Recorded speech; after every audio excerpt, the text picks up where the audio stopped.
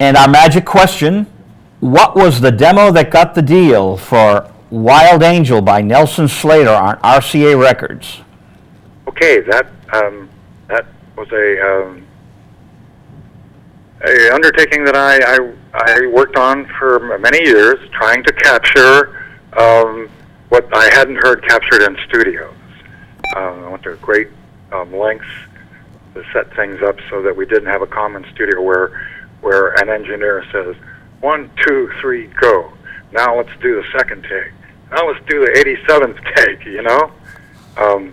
So I had a lot of experience with that and noticed I didn't get any of the results I wanted. And I was after the sound, which came along when I was a kid.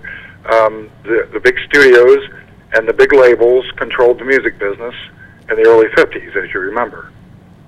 Along comes phenomena, little grassroots labels throughout the country and the countryside started making their own little homemade records. And this crazy music popped up called rock and roll. Remember that? Oh, yeah. So that started happening in the mid-50s. So you'd see a guy from Wisconsin or a farm, Wisconsin, on Dick Clark's Saturday night show from the Little Theater on 57th Street in New York. And you'd see Robin Luke come on there, or Jody Reynolds, or some that became even more famous, Jack Scott, Thomas Wayne, groups like the Fleetwoods and the other group with a guy named Phil Spector coming there. Myself, I started going to the Brill Building, 1750 Broadway, in about 1958. Spent many hours singing on the stairs throughout the building with guys named Paul and guys named Dion and Phil, you know, and all points in between. Writing songs for music publishers, little offices with a upright piano and sometimes a little tape recorder, and do your song, and 6 months later you hear your record on the radio, but it was somebody else.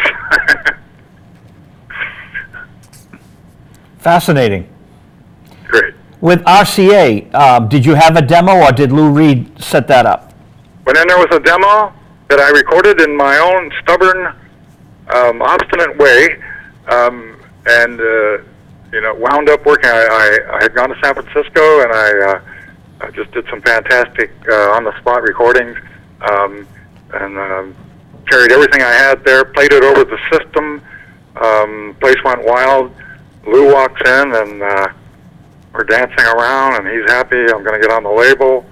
And then we spent a year looking for a producer before the light turned on to have Lou produce the record, which is fantastic. That's the only way I would have gotten through it. And so we produced the greatest record ever made. But